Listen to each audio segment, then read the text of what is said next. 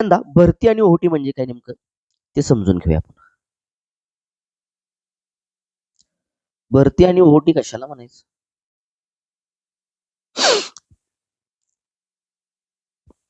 बघा, भरती ओहोटी ही लक्षात ठेवा, सागराची दररोज आणि नियमितपणे होणारी हालचाल आहे.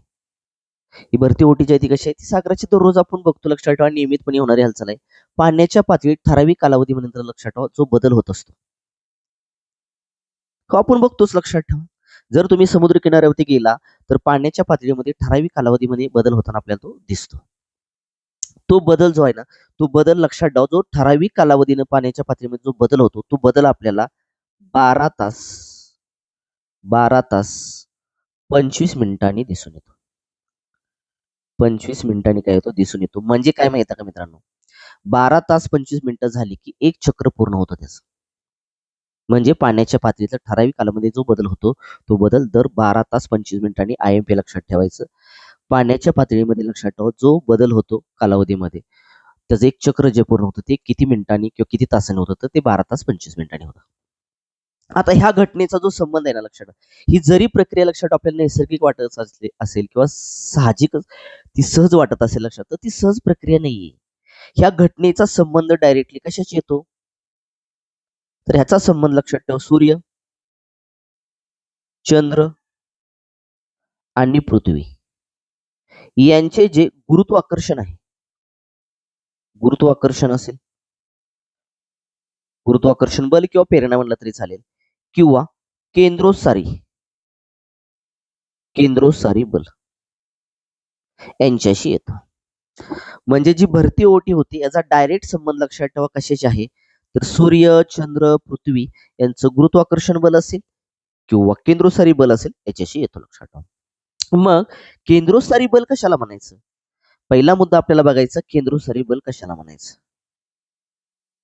केंद्रोत्सारी बल कशाला म्हणायचं?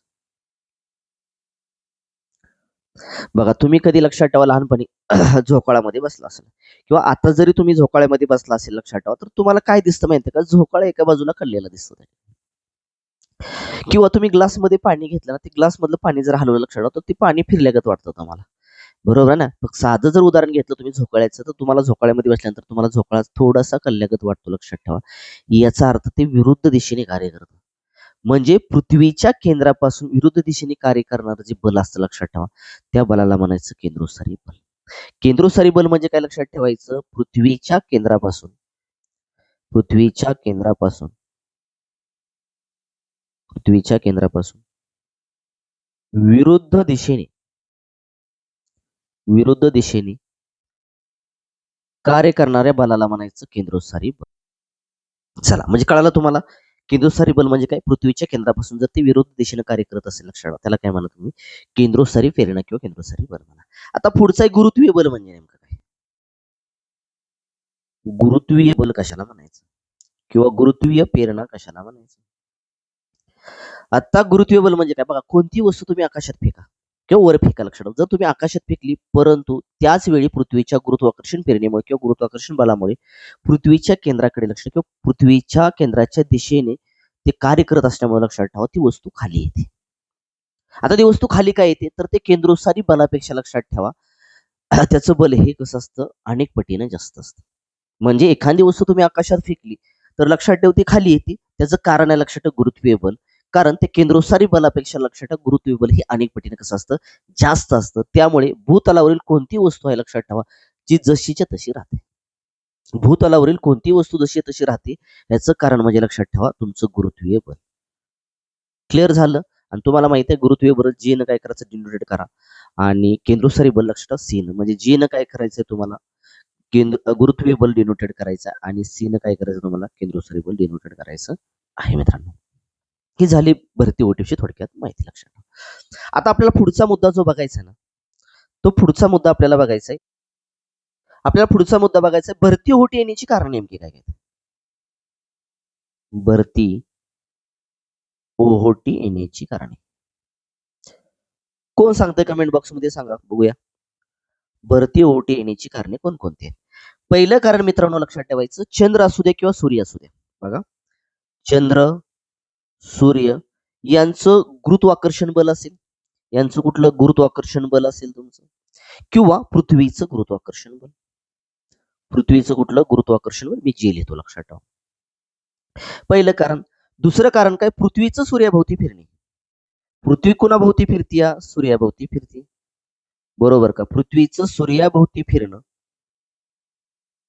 फिरणे व चंद्राचे अप्रत्यक्षपणे सूर्याभोवती फिरणे. चंद्राचे सूर्याभोवती अप्रत्यक्ष फिरणे. चंद्राचे सूर्याभोवती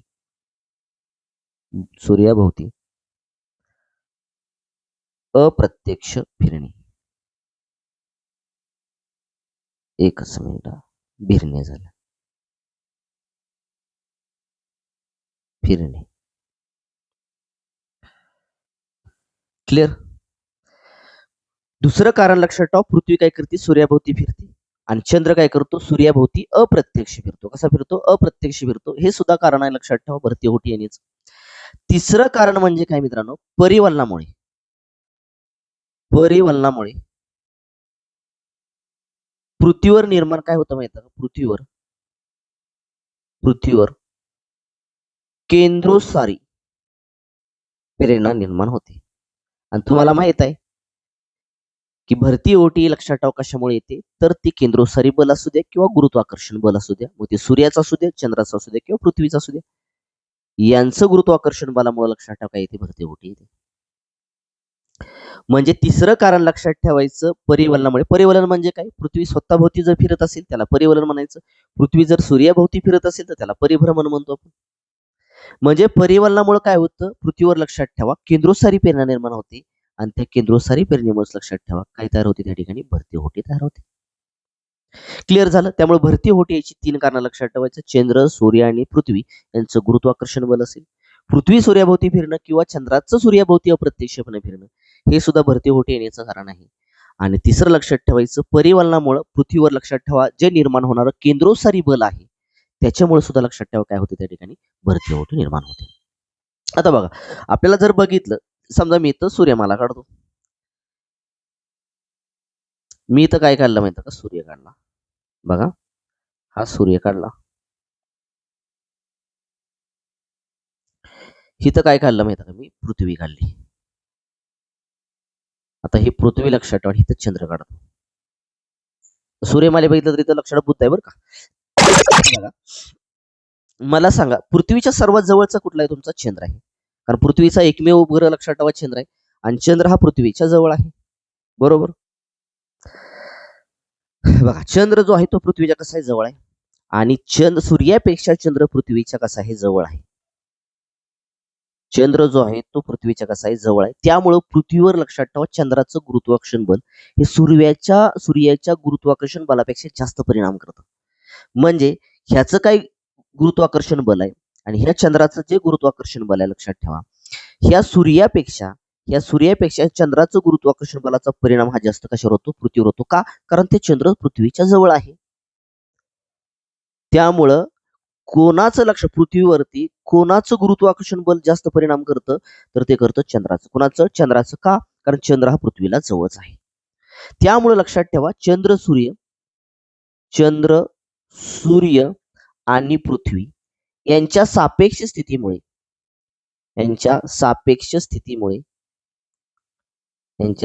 स्थितीमुळे भरती ओहोटी होत असते. भरती ओहोटी होत असते. कन्सेप्ट क्लिअर का? कन्सेप्ट क्लिअर का? खूप महत्वाचं लक्षात, टीईटीच्या दृष्टिकोनातून लक्षात. भरती ओहोटीची येण्याची कारण सांगितले, लक्षात ठेवा. चंद्र, सूर्य, पृथ्वी यांचं गुरुत्वाकर्षण बल असेल, पृथ्वीचं सूर्याभोवती फिरणं असेल किंवा चंद्राचं सूर्याभोवती अप्रत्यक्ष फिरणं असेल, किंवा परिवलनामुळे लक्षण पृथ्वीवरती केंद्रोसारी प्रेरणाची निर्माण होते, त्याच्यामुळे सुद्धा भरती ओहोटी येते. प्लस लक्षात ठेवा सूर्याचं गुरुत्वाकर्षण बल आणि चंद्राचं गुरुत्वाकर्षण बल या दोघांपैकी जास्त पृथ्वीवर कुणाचं परिणाम गुरुत्वाकर्षण बल करतं, तर चंद्राचं. कारण का रे बाबा? कारण चंद्र हा पृथ्वीच्या जवळ आहे, लक्षात ठेवा. त्यामुळे चंद्र असो, सूर्य असो किंवा पृथ्वी यांची सापेक्ष स्थिती जी निर्माण होते, त्या सापेक्ष स्थितीमुळे भरती ओहोटी होत असते. मित्रांनो, पर्यंत कन्सेप्ट क्लिअर का?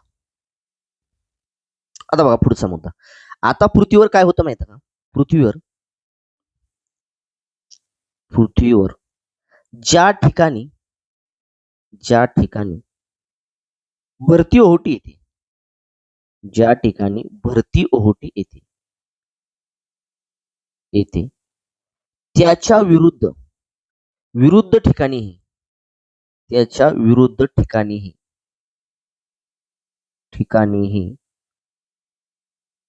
त्याच वेळी अनुक्रमे भरती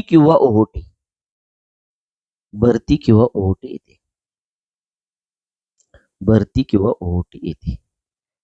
मग हे कशामुळं? तर हा लक्षात ठेवायचा पृथ्वीच्या केंद्रोसारी बलाचा परिणाम आहे. केंद्रोसारी बलाचा परिणाम आहे. म्हणजे मित्रांनो, जर पृथ्वीच्या एका ठिकाणावर, समजा ए ठिकाण मानूया आपण इथं, बरोबर आहे ना? जर ए ठिकाणी लक्षात ठेवा भरती ओहोटी आली, इथं काय आली? भरती ओहोटी आली. तर त्याची विरुद्ध अपोजिट ठिकाण लक्षात ठेवा, बी पकडलं तर त्याच ठिकाणी लक्षात ठेवा भरती किंवा ओहोटी येते. भरती किंवा काय होते? ओहोटी येते. त्याच वेळी म्हणतोय बरं का, त्याच वेळी म्हणले लक्षात ठेवा. ए ठिकाणी जर भरती ओहोटी आली तर लक्षात ठेवा त्याच वेळी दुसऱ्या त्याच्या विरुद्ध ठिकाणी काय होतं माहिती का? भरती किंवा ओहोटी येते. भरती किंवा काय होते? तुमची ओहोटी येते. हे कशामुळं? तर हे लक्षात ठेवायचं पृथ्वीचा केंद्रोसारी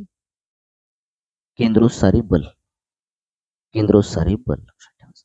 केंद्रोसारी बलाचा तो परिणाम आहे. केंद्रोसारी बलाचा तो काय लक्षात ठेवायचं? परिणाम आहे मित्रांनो. क्लिअर का? म्हणजे ज्या वेळेस लक्षात ठेवा, ज्या वेळेस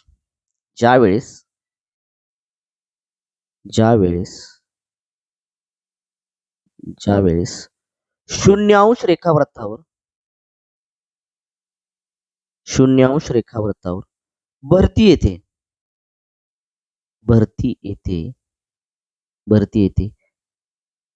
त्याच वेळेस त्याच्या विरुद्ध बाजूस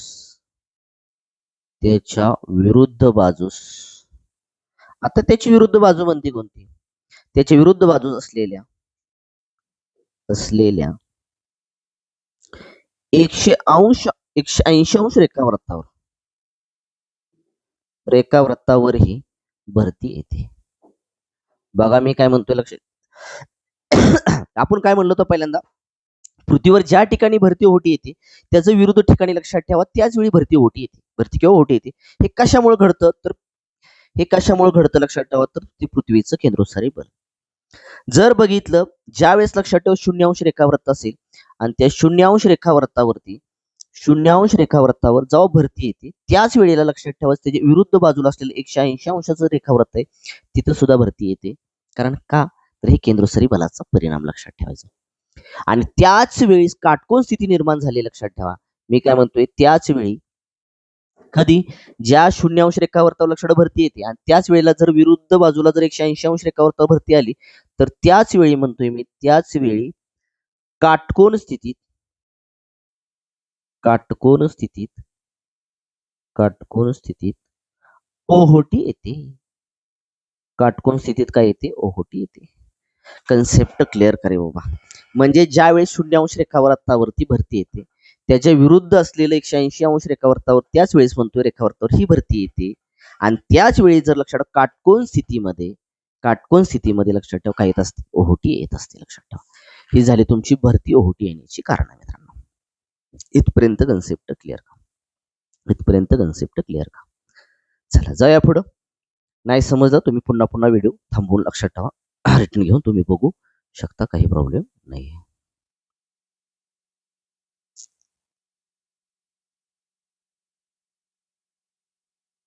चला पुढं बघा. पुढे आपल्याला बघायचा पुढचा मुद्दा भरती ओहोटीचे प्रकार. भरती ओहोटीचे प्रकार.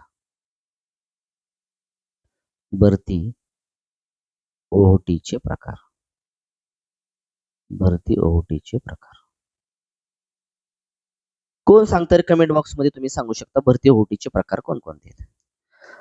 भरती ओहोटीचे प्रकार कोणकोणते आहेत कमेंट बॉक्स मध्ये तुम्ही उत्तर देऊ शकता. आता पहिला मुद्दा काय लक्षात ठेवायचं माहिती का? पहिला मुद्दा लक्षात ठेवा, ज्याप्रमाणे रोजच्या भरतीच्या वेळात बदलतात, लक्षात जर बघितलं तुम्ही,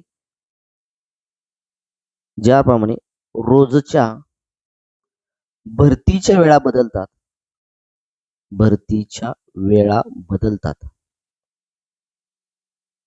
बदलतात तुम्हाला माहिती आहे, लक्षात ठेवा, भरतीमध्ये लक्षात ठेवा 12 तास 25 मिनिटाचा डिफरन्स असतो, बदलतात.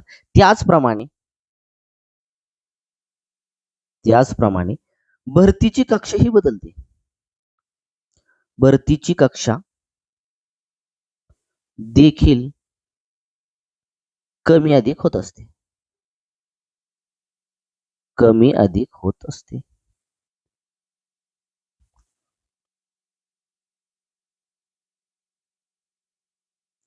बघा, ज्याप्रमाणे भरतीच्या वेळा बदलतात त्याचप्रमाणे लक्षात ठेवा भरतीच्या कक्षा देखील कमी अधिक होत असतात.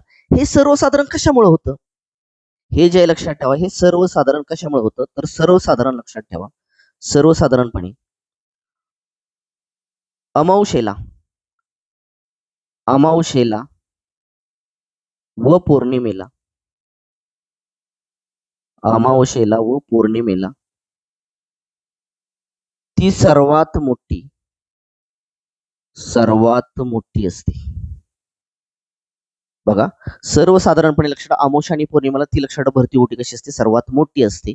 व अष्टमीच्या दिवशी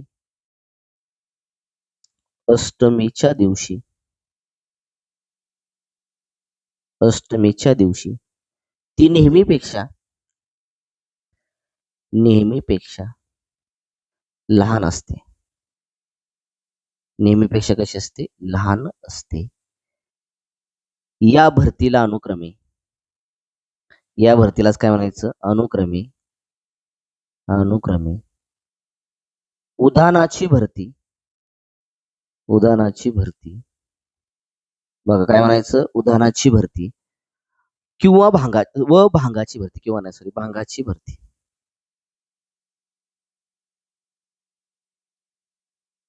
भांगाची भरती अशी म्हणतात. बघा, म्हणजे भरती ओटीचे दोन प्रकार लक्षात ठेवायचे, एक उदानाची भरती आणि एक भांगाची भरती. काय होतं माहिती का? भरतीच्या वेळामध्ये बदल होतो, त्याप्रमाणे लक्षात भरतीची कक्षा ती कमी जास्त तुम्हाला दिसून येते. हे कशामुळे? सर्वसाधारणपणे तरी कधी दिसतं लक्षात ठेवा, तर अमावस्या आणि पौर्णिमेला ती सर्वात मोठी असते, आणि अष्टमीच्या दिवशी शुक्ल पक्ष आणि कृष्ण पक्षाच्या अष्टमीच्या लक्षात दिवशी ती नेहमीपेक्षा कशी असते? लहान असते. ह्यालाच अनुक्रमे म्हणायचं मित्रांनो, उदानाची भरती आणि भांगाची भरती म्हणायचं. त्यामधली आपल्याला बघायचे उदानाची भरती. पहिला मुद्दा आपल्याला बघायचा आहे की उदानाची भरती कशाला म्हणायचं. कोण सांगते? कमेंट बॉक्स मध्ये तुम्ही तुमचं उत्तर देऊ शकता.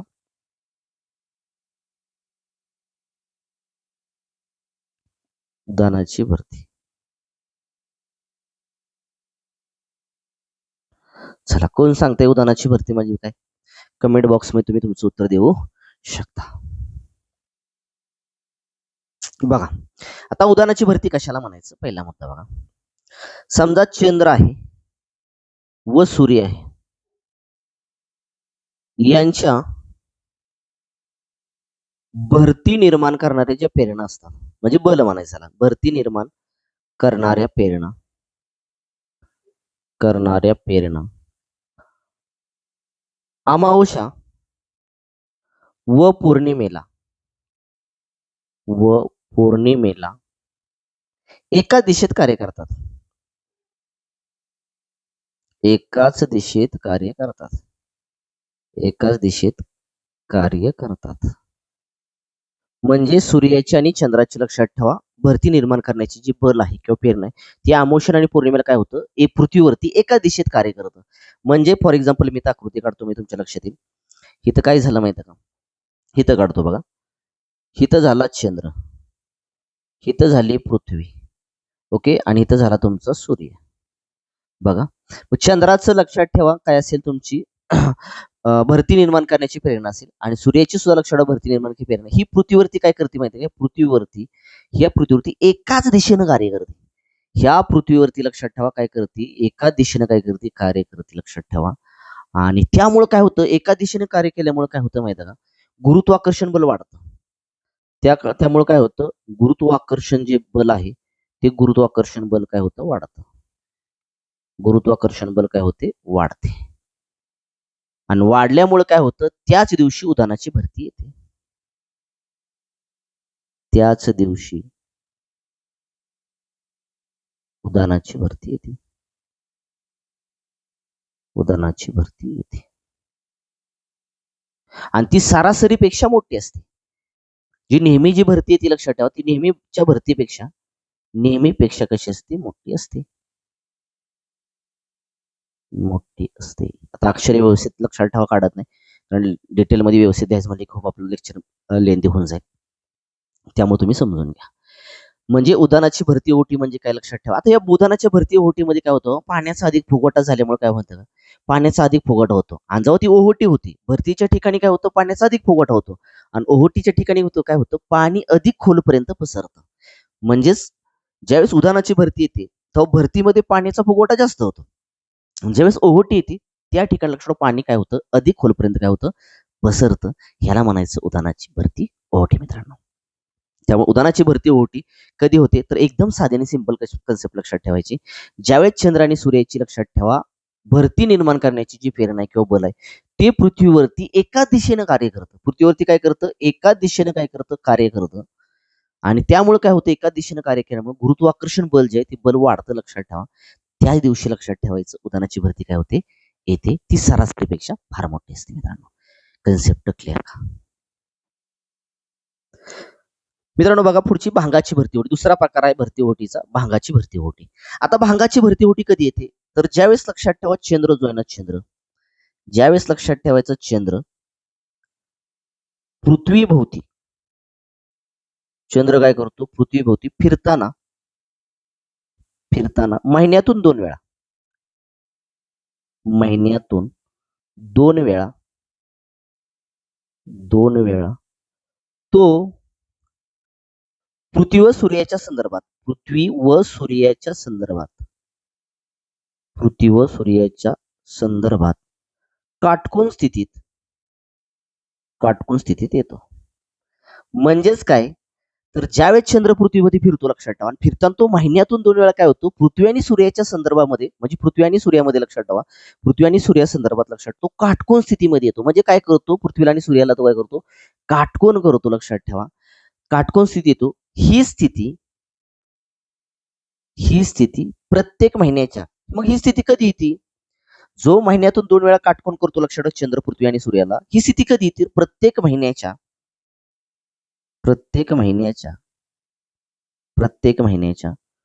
शुक्ल व कृष्ण पक्षातील अष्टमीला.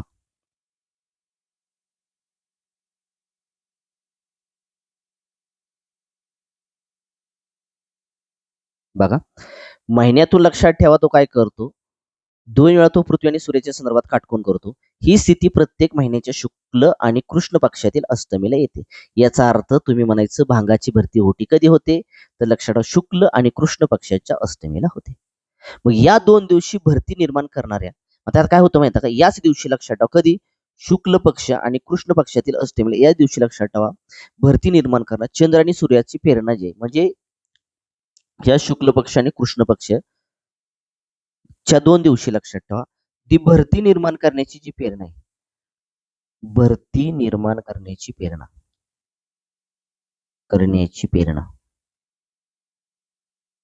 ही काय करते, चंद्र व सूर्य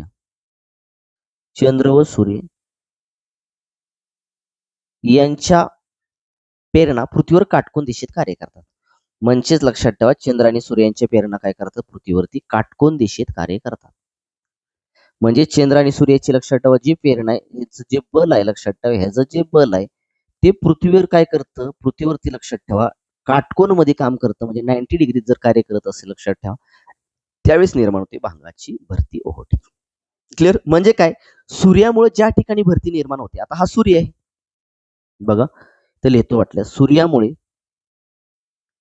सूर्यामुळे ज्या ठिकाणी भरती होते, ज्या ठिकाणी भरती निर्माण होते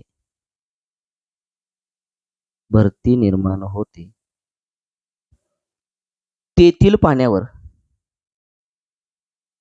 तेथील पाण्यावर काटकोनात असलेल्या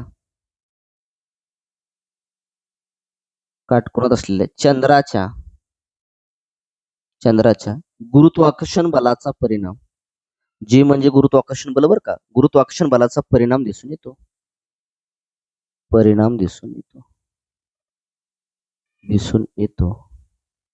त्यामुळे निर्माण झालेल्या भरतीच्या पाण्याची पातळी नेहमीपेक्षा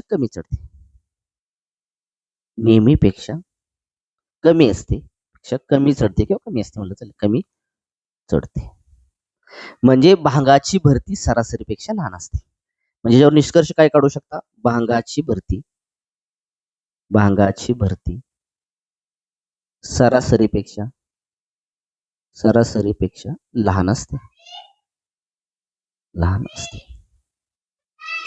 बस ह्याला म्हणायचं भांगाची भरती होती. त्याच्यावरती हा सिंपल क्वेश्चन विचारते, लक्षात ठेवा. फक्त शेवटचे स्टेटमेंट लक्षात ठेवा. सूर्यामुळे काय होतं माहिती का, सूर्यामुळे ज्या ठिकाणी भरती निर्माण होते तेथे लक्षात पाण्यावर काटकोनात काय करतं, चंद्राचं जे गुरुत्वाकर्षण बल त्याचा परिणाम दिसून येतो. म्हणजे ज्या ठिकाणी सूर्य काय करतं लक्षात ठेवा, भरती निर्माण करतं, तिथल्या पाण्यावरती काटकोन स्थितीमध्ये चंद्राचं लक्षात ठेवा, हा चंद्राचं बल लक्षात ठेवा काय करतं, परिणाम करतं लक्षात ठेवा.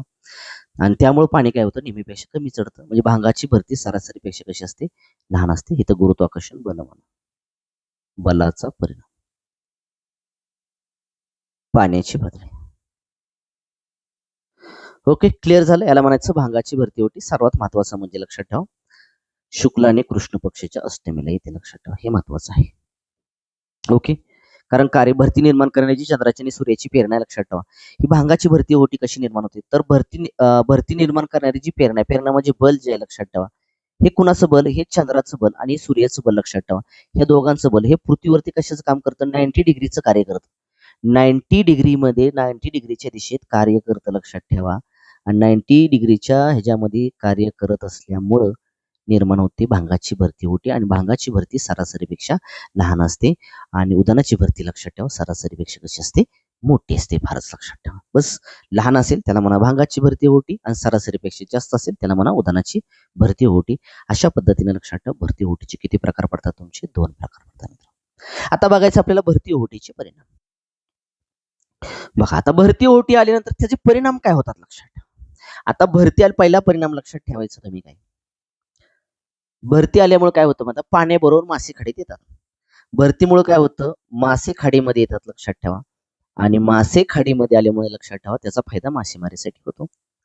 त्याचा फायदा कशासाठी होतो, आपल्याला मासेमारीसाठी होतो. बस, भरती ओटीचा पहिला परिणाम लक्षात ठेवायचं, भरती आल्यामुळे पाण्याबरोबर मासे सुद्धा येतात आणि मासे खाडीमध्ये आल्यामुळे त्याचा फायदा मासेमारीसाठी होतो. दुसरा परिणाम काय लक्षात ठेवायचं, भरती ओटीमुळे पाण्यातील कचरा निचरा होतो लक्षात ठेवा. म्हणजे जो कचरा आहे, पाण्यातील कचरा जो आहे त्याचा निचरा होतो. आणि समुद्र लक्षात ठेवा, किनारा जो तो स्वच्छ राहतो. समुद्र किनारा स्वच्छ राहतो. म्हणजेच राजाओ, भरती ओहोटीचा दुसरा परिणाम लक्षात ठेवा, पाण्यातील जो कचरा त्याचा निचरा होतो आणि समुद्र किनारा कसा राहतो, स्वच्छ राहतो. तिसरा लक्षात ठेवा परिणाम, बंदरामध्ये गाळ भरत नाही.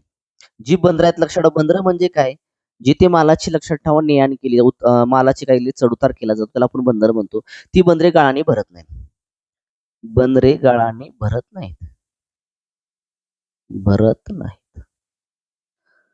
पुढचाही परिणाम लक्षात ठेवा, भरतीच्या वेळेस जहाजे बंदरातून आणता येतात. भरती ज्या वेळेस येते त्यावेळेस जहाजे बंदरात आणता येतात.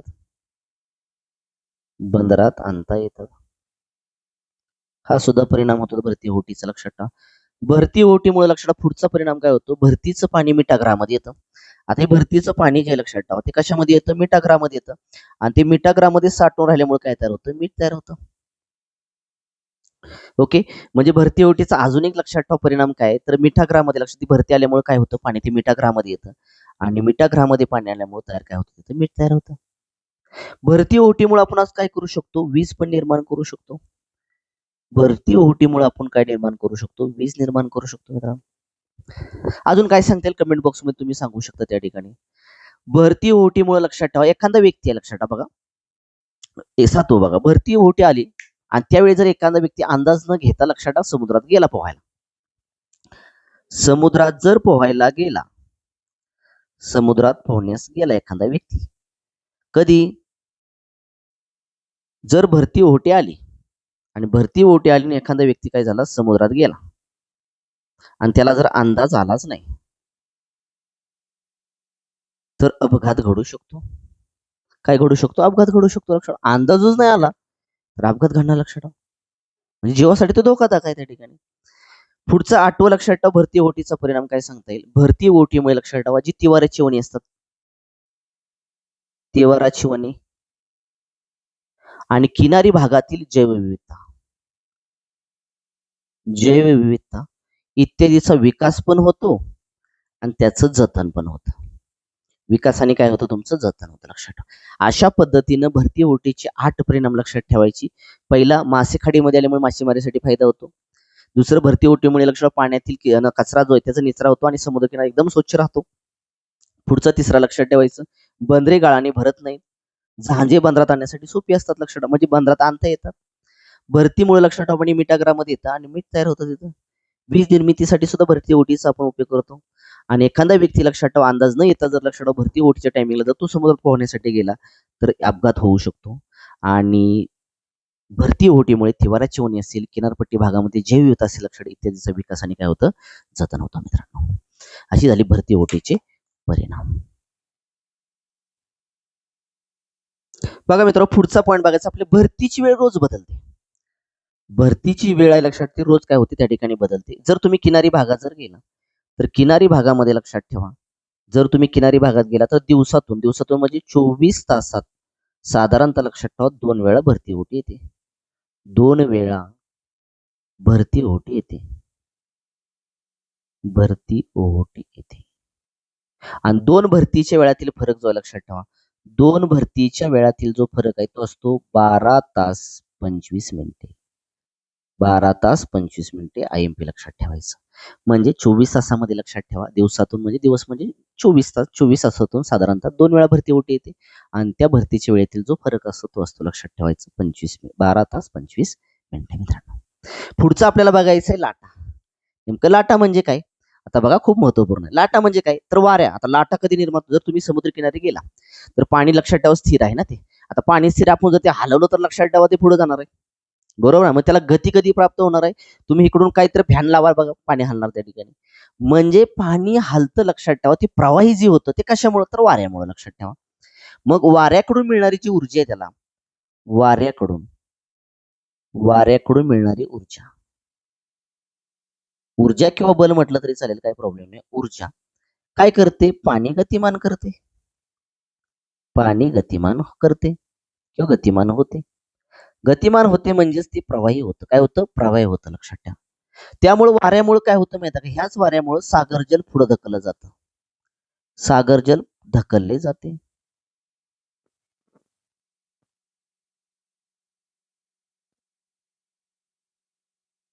ढकलले जाते व पाण्यावर तरंग निर्माण होतात. पाण्यावर तरंग निर्माण होतात. तरंग निर्माण होतात. त्यालाच लाटा म्हणायचं राजू. त्यालाच म्हणायचं लाटा. काय म्हणायचं? लाटा.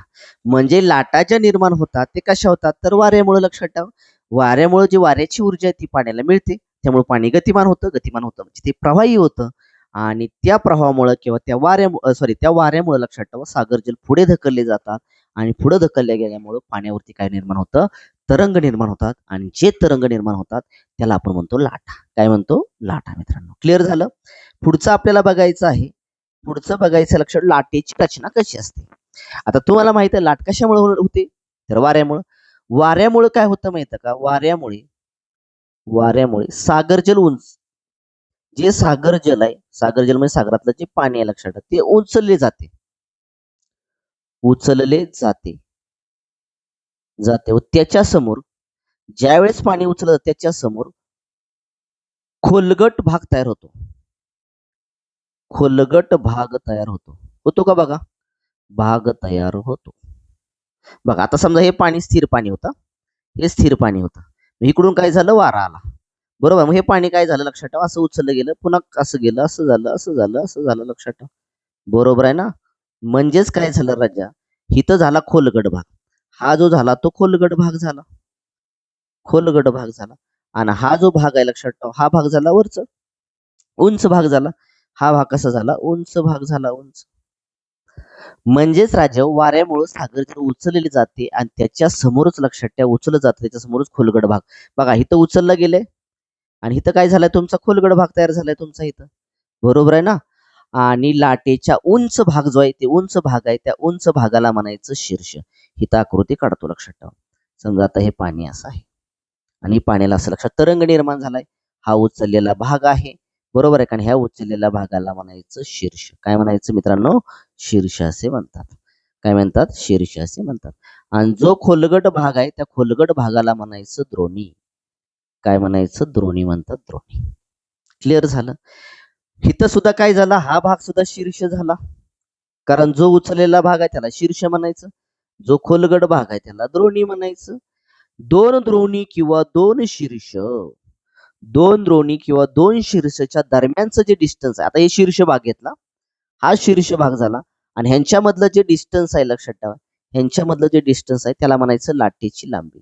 त्याला काय म्हणायचं? लाटेची लांबी असं म्हणतात. लाटेची लांबी असं म्हणतात. म्हणजे लाटेची लांबी लक्षात ठेवा ही कशावर अवलंबून असते? तर लाटेची लांबी ही लक्षात ठेवा त्याची उंची, त्याचा वेग किंवा लाटेची लांबी, उंची, वेग. सॉरी, लाटेची लांबी, उंची आणि वेग हा कशावर अवलंबून असतो? तर वाऱ्यावर. लक्षात ठेवा, वाऱ्याच्या वेगावर. सगळं कशावर अवलंबून असतं? वाऱ्याच्या वेगावर अवलंबून असतं. म्हणजे लाटेची जी लांबी निर्माण झाली, जी उंची निर्माण झाली, जो वेग आला लाटेला लक्षात ठेवा, हे कशामुळे होतं? तर वाऱ्याच्या वेगामुळे होतं मित्रांनो. क्लिअर झालं? लाटेची रचना सर्वांना क्लिअर का? लाटेची रचना म्हणजे लक्षात ठेवायचं वाऱ्यामुळे सागर जल काय होतं त्या ठिकाणी उचलले जाते आणि त्याच्या समोर लक्षात ठेवा खोलगट भाग तयार होतो. ओके. आणि जो उचललेला भाग असतो त्याला म्हणायचं शीर्ष आणि जो खोलगट भाग असतो त्याला म्हणायचं द्रोणी.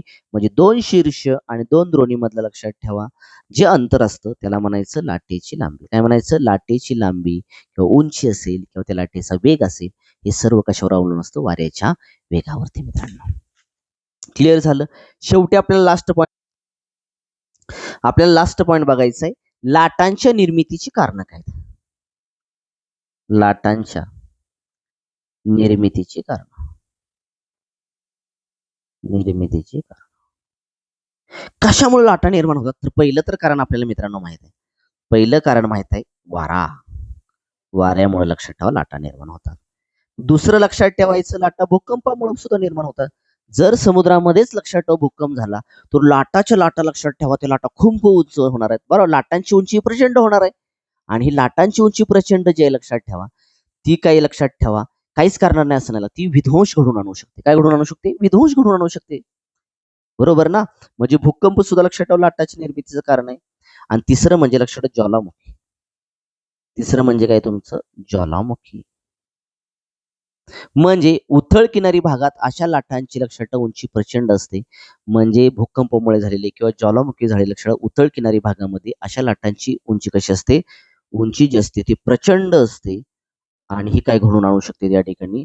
विध्वंसक घडून आणू शकते. अशा लाटांना म्हणायचं असतं सुनामी लाटा. अशाला म्हणायचं असतं सुनामी लाटा मित्रांनो. म्हणजे ज्या लाटा लक्षात ठेवा उथळ किनारी भागामध्ये निर्माण होतात त्या लाटांची उंची जी आहे ती प्रचंड असते आणि ते अत्यंत विध्वंसक घडून आणतात. अशा लाटांना म्हणायचं सुनामी लाटा मित्रांनो. क्लिअर झालं? मग ह्या सुनामी लाटा लक्षात ठेवा 2004 साली सुमात्रा बेट, जे कुठे येत रे सुमात्रा बेट तुमचं? इंडोनेशिया. इंडोनेशिया. हिथं लक्षात ठेवा काय घडली होती लक्षात ठेवा ही सुनामी लाट आली त्या ठिकाणी. कधी? 2004 ला सुमात्रा बेट लक्षात ठेवायचा प्रश्न विचारला जाऊ शकतो. त्याचा इफेक्ट भारताचा पूर्व किनारा सुद्धा झाला. भारताचा पूर्व किनारा असेल किंवा श्रीलंका असेल या देशाला सुद्धा लक्षात ठेवा सुनामी लाटाचा फटका बसलेला होता मित्रांनो. अशा पद्धतीने मित्रांनो आज आपण काय काय बघितलं, तर बघा आज आपण काय काय बघितलं बघा. आज आपण बघितलं पहिलं बघा, पहिलं आपण भरती ओहोटी विषयी लक्षात थोडक्यात माहिती बघितली, बरोबर आहे ना. त्यानंतर लक्षात ठेवा पृथ्वीचं सॉरी केंद्रोसारी बल म्हणजे काय, गुरुत्वाकर्षण बल म्हणजे काय ते सुद्धा बघितलं आपण. भरती ओहोटी येण्याची कारणं बघितली आपण त्या ठिकाणी. भरती ओहोटीचे प्रकार बघितले आपण. त्यामध्ये उदानाची भरती असेल, भांगाची भरती कशाला म्हणायचं, उदानाची भरती कधी येते, भांगाची भरती कधी येते ते बघितलं आपण त्या ठिकाणी. ओके, भरती ओहोटीचे परिणाम काय होतात लक्षात ठेवा ते सुद्धा बघितलं. भरतीची वेळ रोज बदलते, मग ती भरती दिवसात किती वेळा येते, त्या दोन भरतीमध्ये किती फरक असतो, किती तासाचा किती मिनिटाचा फरक असतो ते सुद्धा बघितलं. लाटा म्हणजे काय बघितलं आपण आज. लाटेची रचना आणि लाटा निर्मितीची कारण सुद्धा बघितली मित्रांनो. अशा पद्धतीने लक्षात ठेवा, खूप खूप महत्वपूर्ण टॉपिक आज आपण बघितलंय. जर तुम्हाला मित्रांनो व्हिडिओ आवडला असेल तर जास्तीत जास्त आपल्या बांधवांना काय करा, शेअर करा. व्हिडिओ आवडला असेल तर लाईक करा मित्रांनो, आणि आपल्या चॅनलला सबस्क्राईब करायला मित्रांनो विसरू नका. असा भाग आपण काय करू, तोच थांबूया. भेटूया आपण नेक्स्ट भागामध्ये मित्रांनो. तोपर्यंत धन्यवाद.